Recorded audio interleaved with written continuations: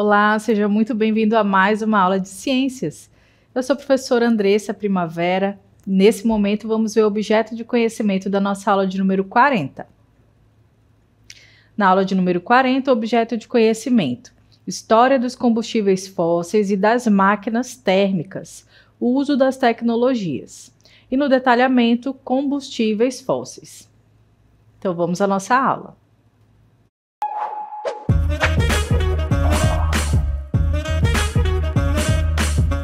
Muito bem, para a nossa aula nós vamos trazer aí o assunto dos combustíveis fósseis, né? Então, como você já sabe, a gente vai falar sobre esse assunto.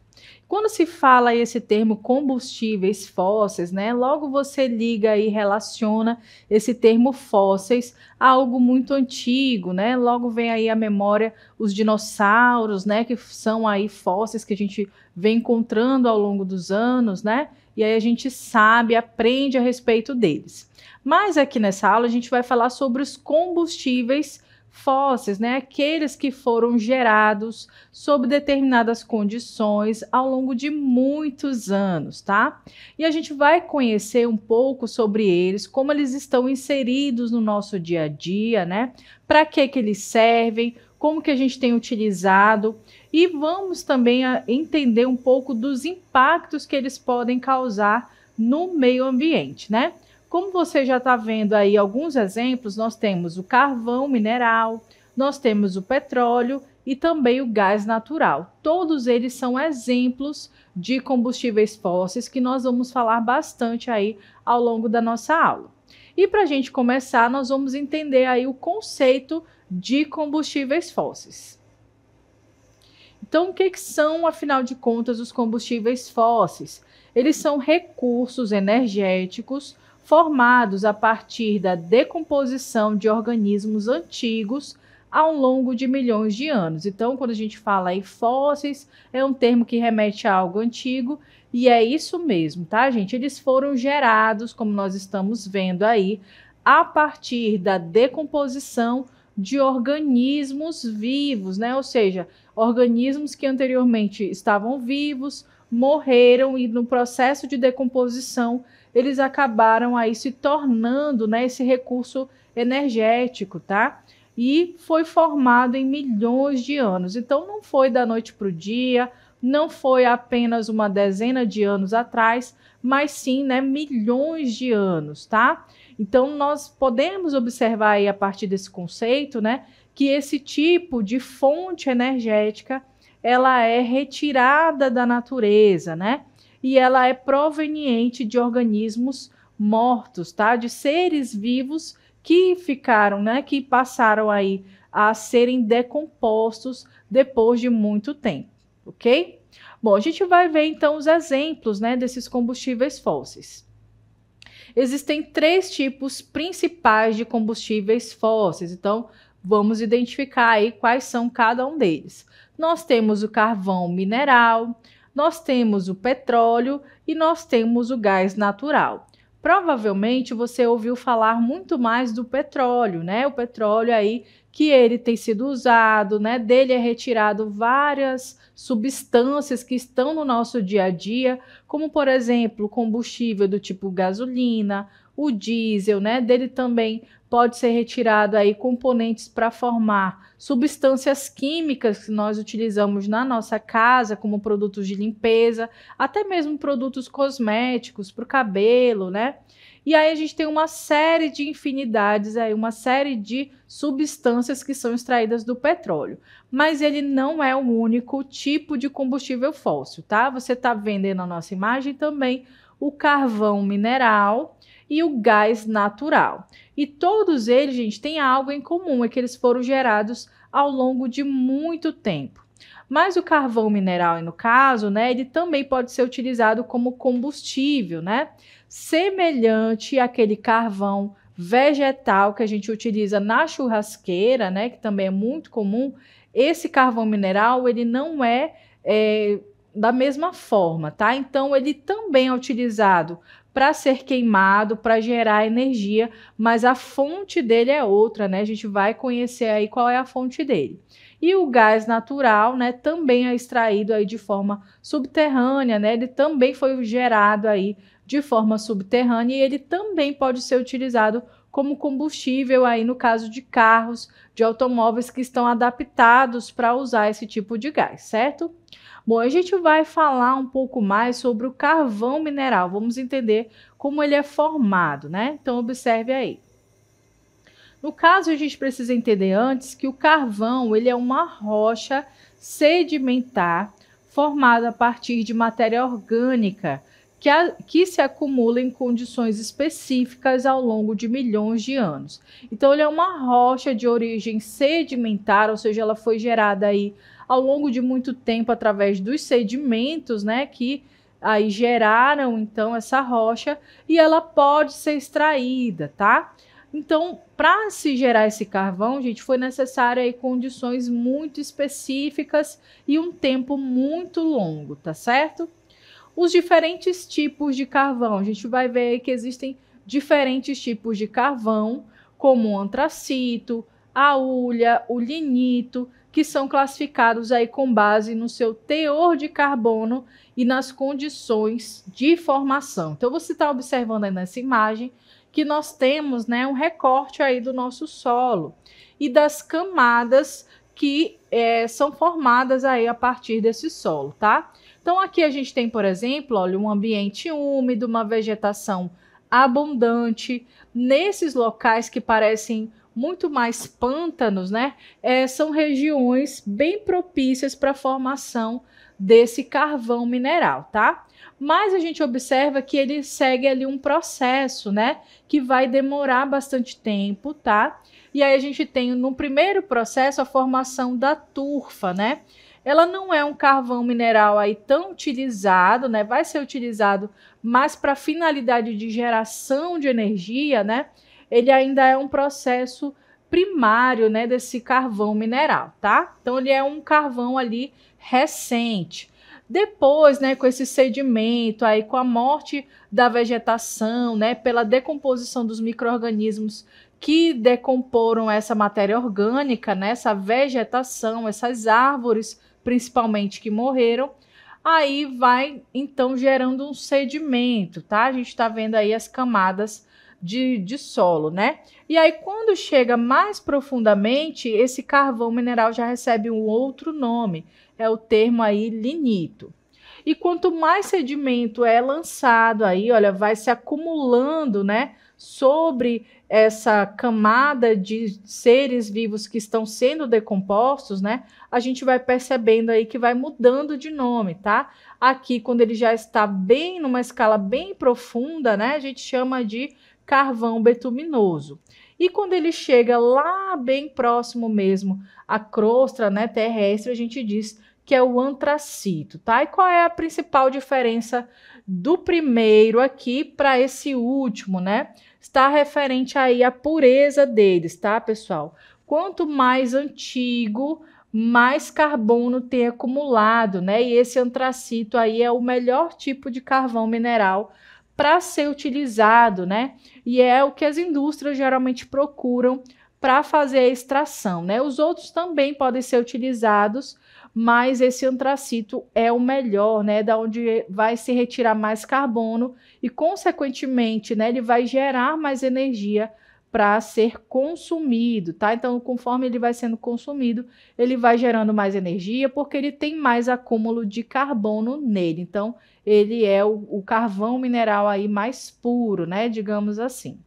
E a gente vai ver, né? Vai conhecer aí em detalhes esse processo. Então, observe, né? Que nós temos aí o processo de formação do carvão. E é geralmente dividido em etapas. São aquelas etapas ali que a gente visualizou, né, naquelas camadas de solo. Então, primeiro a gente tem um acúmulo de material orgânico, né? Então, plantas terrestres como samambaias, árvores, né? Quando elas morrem, elas vão se acumulando, então, em áreas úmidas e pantanosas. Então, é preciso ter ali, olha, uma primeira característica, né, que vai fornecer as condições ideais para a formação desse carvão. Então, primariamente, o tipo de ser vivo, né, que vai ser decomposto são do tipo árvores, samambaias, entre outros, né, ou seja, do grupo dos vegetais, que vão se acumular em áreas, né, pantanosas, ou seja, áreas úmidas, certo? Posteriormente, a gente vê aí que quando esses vegetais eles morrem, eles vão se decompor. Então, é a hora que entra, né, os micro-organismos que vão fazer a decomposição. Então, observe aí que é o próximo processo, né? A decomposição e acúmulo de sedimentos. A matéria orgânica acumulada é gradualmente coberta por camadas de sedimentos, como a lama, a areia, que vai impedindo ali a completa decomposição pela ação de micro-organismos aeróbicos. Então, olha só algo interessante, né? No caso aí, para a geração desse carvão, é necessário haver, né, a presença de oxigênio, tá? Para formar esse carvão mineral. Mas vai chegar ali um período, né, um processo aí na formação desse carvão, que quando ele vai sendo pressionado por esse sedimento, pela areia, pela lama, né, vai ficando cada vez mais difícil para esses micro-organismos aeróbicos, ou seja, aqueles que dependem ali do oxigênio, né, para sobreviver, deles acessarem então essa matéria orgânica, e ela vai ficando ali acumulada e pressionada por esses sedimentos, tá certo? Então ele não sofreu uma decomposição completa, porque do contrário, né, aquelas moléculas orgânicas que estavam presentes naquelas árvores, naqueles vegetais, iriam então se acumular no solo, né, já decompostas na forma de matéria inorgânica, né? Mas não é o caso aqui, a gente está vendo que vai gerar então esse carvão mineral. E aí, na sequência, a gente precisa de outras condições específicas, como, por exemplo, a pressão e o calor. Então, ao longo do tempo, a sobreposição de camadas, de sedimentos, exerce pressão sobre a matéria orgânica, compactando-a. Então, essa condição específica de peso mesmo, né, de compressão sobre aquela matéria orgânica decomposta, né, vai aí oferecer condições para esse carvão ser gerado. E o calor também gerado pela pressão e pela profundidade acelera a transformação da matéria orgânica em carvão. Então observe aí que quanto mais profundo, né, mais próximo nós estamos aí, né, ou esse sedimento está da camada terrestre mais profunda que tem ali, né, rocha líquida, ou seja, tem lava, né, e aí vai ter, né, um calor bastante alto nessas condições, tá certo? Então, esse calor também favorece a formação do carvão. E aí a gente vai vendo que vai ocorrendo esses processos que são muito específicos até gerar esse carvão, certo? Bom, e aí vem o processo de transformação química, que é são processos químicos, né, como a eliminação de água e voláteis, ou seja, outras substâncias, né, transformam a matéria orgânica em carvão. Então você percebe aí que nós temos, além de todas essas condições físicas, ambientais que foram necessárias para a geração desse carvão, tem também condições específicas químicas, tá? Então, as mudanças químicas, as reações químicas que acontecem ali sobre essas condições são bem específicas mesmo, né?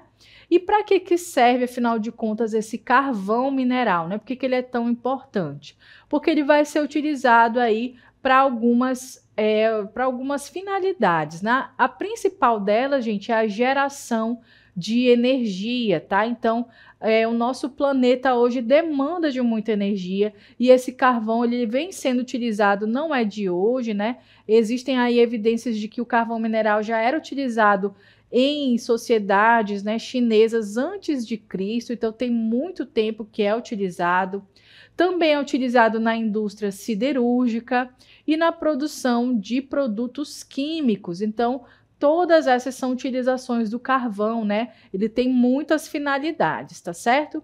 E aí a gente para e pensa, né? Que países será que vão consumir ou vão aproveitar mais o carvão mineral? Então, a gente vai ver aí no nosso gráfico que nós temos aí um gráfico que mostra para a gente no planeta os maiores produtores de carvão mineral são. Então, você está vendo aí, olha, que em primeiro lugar nós temos A Rússia com 56%, né, aproximadamente aí de produção de carvão, seguido pelos Estados Unidos com 19,5%, a China com 9,5%, o Canadá com 7,8%, a Europa com 5%, África 1,3% e 0,4% outros países, né? E aí o Brasil, professora, não vai aparecer nessa estatística, né? Bom, a gente percebe que as condições, né, oferecidas para a produção desse carvão mineral são muito específicas. E no Brasil, o nosso carvão ele não é de tão alta qualidade, né? Ele ainda está num processo, né, de decomposição, talvez de formação, né? E aí o nosso carvão mineral não é exatamente um recurso que dá para ser explorado amplamente. Então, outros países, né, que já têm aí essa exploração em massa e conseguem, né, extrair do seu solo esse tipo de carvão mineral de uma forma mais eficiente, certo? Bom, então a gente acabou de ver aí sobre o carvão mineral, que é um dos nossos primeiros exemplos a respeito de combustíveis fósseis, né? A gente acabou de ver como ele é formado e como ele é utilizado. Mas a gente viu também sobre o petróleo, então vamos conhecer um pouco mais sobre ele. Então você sabe que o petróleo também é uma forma, né, de combustível fóssil, é uma daquelas que são mais, né, faladas, que nós conhecemos mais, certo? E a gente vai entender um pouco mais sobre o petróleo. Então observe aí como é a formação do petróleo. Ele é formado a partir de matéria orgânica acumulada em condições específicas ao longo de milhões de anos. Então, isso também é uma característica comum para o petróleo. E aí a gente vê o processo, então, de formação desse tipo de combustível. Então, o processo de formação pode ser resumido da seguinte maneira. Primeiro, vem o acúmulo de matéria orgânica, o sepultamento e decomposição, a pressão e o calor, a transformação química e a migração e acúmulo. Então, você observa aí que são processos muito semelhantes àqueles de formação do carvão, né, do carvão mineral. E a gente se pergunta, então, por que essas condições são iguais, né, praticamente, mas um vira carvão e o outro vira o petróleo? Porque o tipo de micro-organismo que vai ser decomposto, né, para a formação do petróleo, ele está ali em ambientes que têm a presença de água. Então, o fitoplâncton, por exemplo, né, que está nos oceanos, é uma das principais fontes, né, que vai aí fornecer esse petróleo. Mas como assim? Primeiro ele precisou ser decomposto, né? E não é esse fitoplâncton recente, é o fitoplâncton de milhões de anos atrás, né? De um tempo aí que a nossa atmosfera terrestre, a superfície terrestre era um pouco diferente, tá? Então, esse petróleo foi gerado há milhões de anos atrás, com todos esses processos aí, né? Primeiro, o acúmulo daquela matéria orgânica, né, que morreu, obviamente. Depois, o sepultamento, né, a pressão ali de sedimentos e a decomposição, tá? Feita por micro-organismos, dessa vez aí por micro-organismos anaeróbicos, ou seja, aqueles que não dependem do oxigênio ali para sobreviver, a pressão e o calor, e depois, né, a transformação química, a migração e o acúmulo, certo? E a gente se pergunta para que serve então esse petróleo, né? A utilização dele. A gente vai ver aí na sequência, né? Estamos vendo aí que a utilização do petróleo ela é em combustíveis principalmente, né?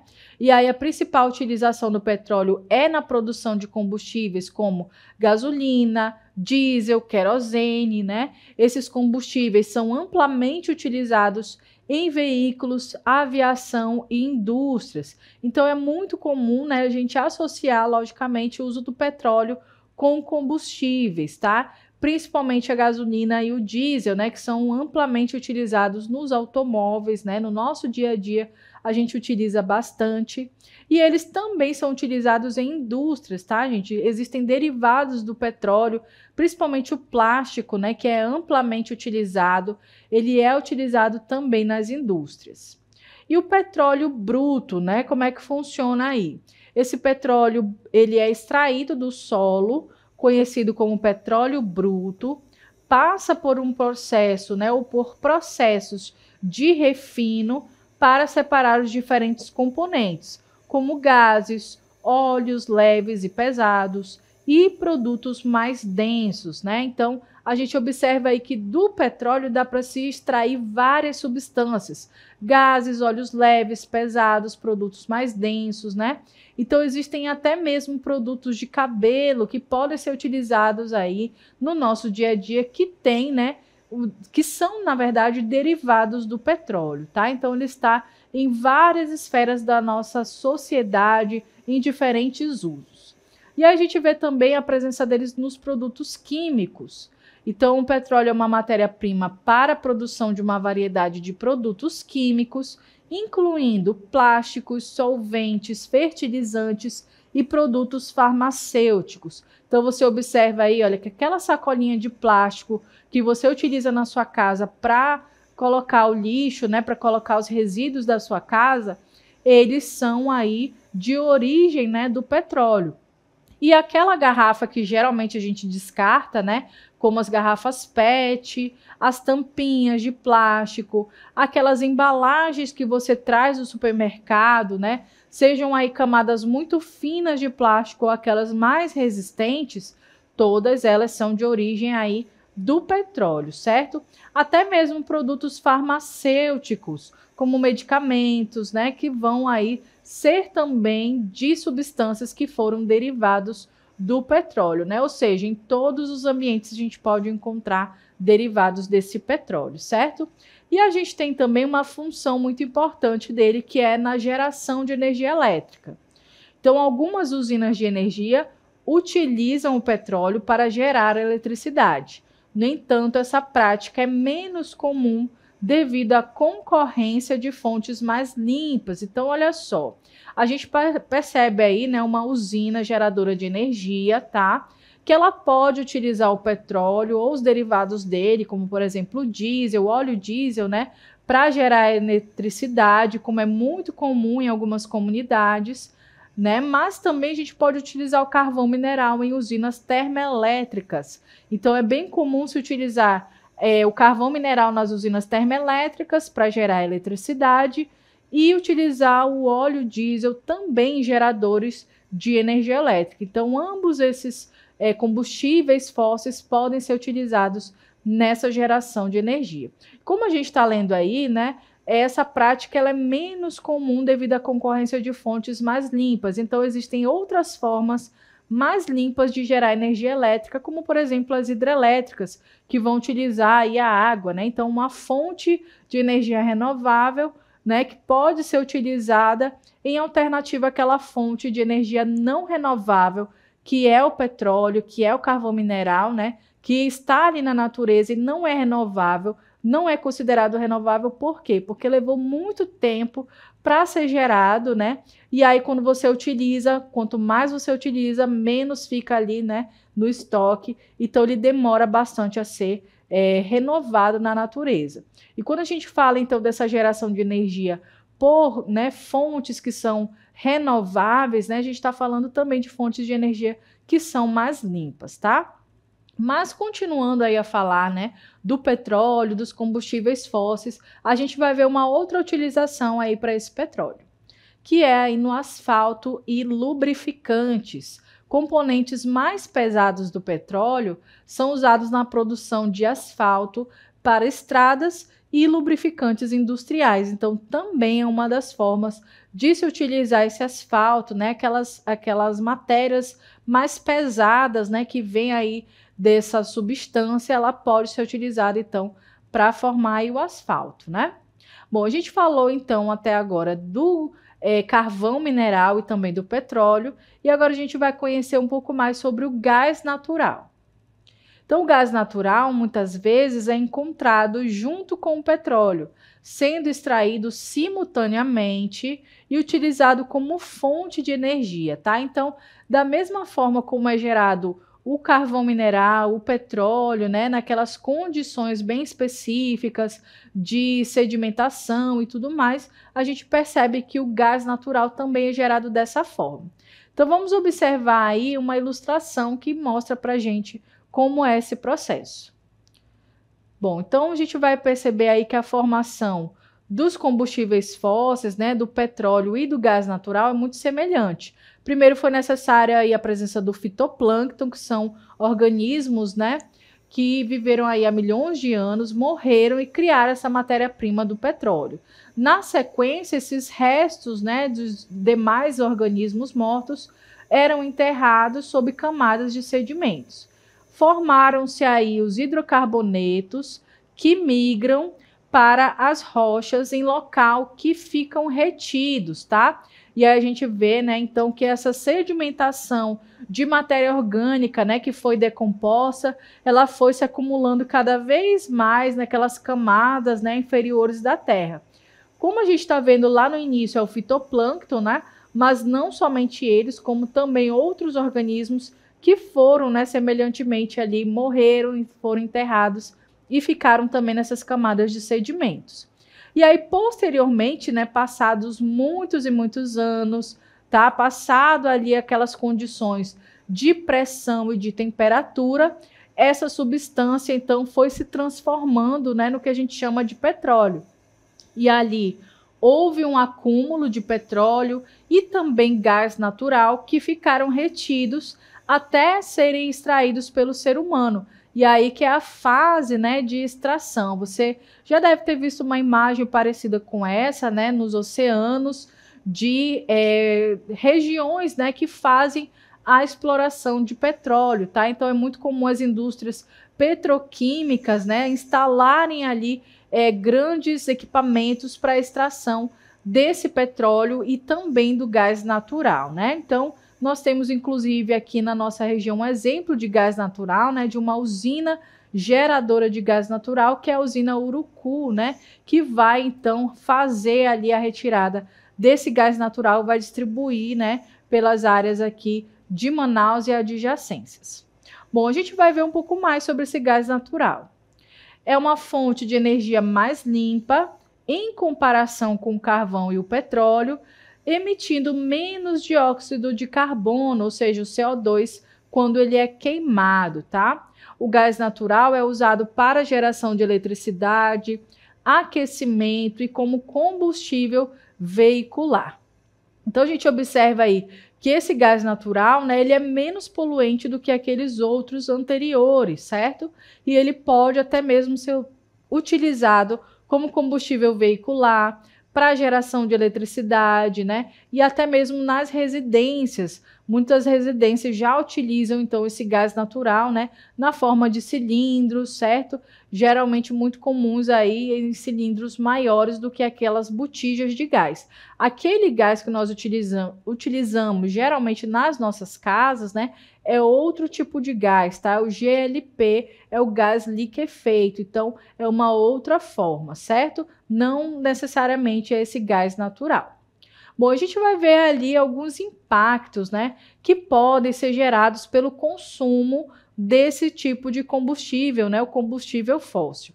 Então, observe aí que um dos principais impactos, né, são os impactos ambientais, né? Infelizmente, quando aí esse petróleo ele é retirado, ele é extraído, né, e ele é transportado, geralmente nos mares, nos oceanos, pode ocorrer alguns acidentes, como o derramamento de óleo, né?